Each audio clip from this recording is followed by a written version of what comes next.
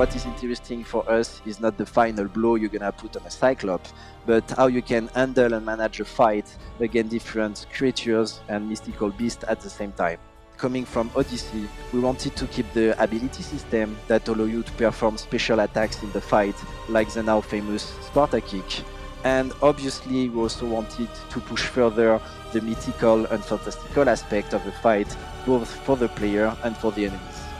On top of that, we wanted to have a combat where controlling the flow and the pace is very important while you are facing a large group of different mythical creatures and beasts. You can spend stamina to do special moves like the double jump and godly abilities like the Hephaestus hammer. And then to regen stamina in the fight, you need to do sword combo attack. And there is also other option like potions, parry or perfect dodge.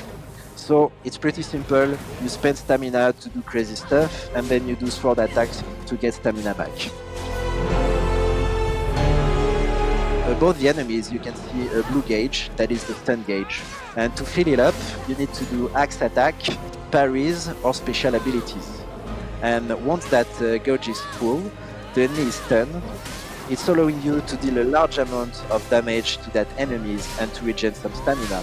On top of that, you can use the environment to stun enemies by dodging certain attacks or by throwing objects back at them. So you have a launcher attack that allows you to initiate airborne combos, and after that you have a lot of options to extend those combos, and as you progress in the game you're gonna unlock even more options, like the ability to leap toward the enemy or to slow down time while you're aiming in your bow airborne. And it's up to you to combine all those moves and abilities to create crazy acrobatic combos in the air. Enemies that can use the environment as a weapon dynamically, like that Cyclops with tree.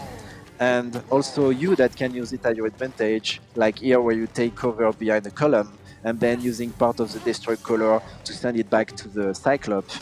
So it's gonna deal damage, but it's also gonna deal a lot of stun damage, which again give a lot of levers and options for tactical fights. And the last aspect of this awareness and flow of the fight that we wanted to push is having a fire-friendly system between the enemies. So as you can see, the Gorgon has been hit by an attack from the Hecacontyr. And to be clear, it's not the Hecacontyr targeting the Gorgon. He was trying to get you and he missed the attack, and it's the missing attack that hit and throw away the Gorgon. So as you learn successful attack, you have that combo meter that go up, and as long as you continue having successful attack and not taking damage, it's gonna continue going up, and you can change its color when you reach some threshold. That is a new tier, and with each new tier, we increase the damage of your attacks, but we also increase the range targeting of your attacks, allowing you to move faster and better between enemies.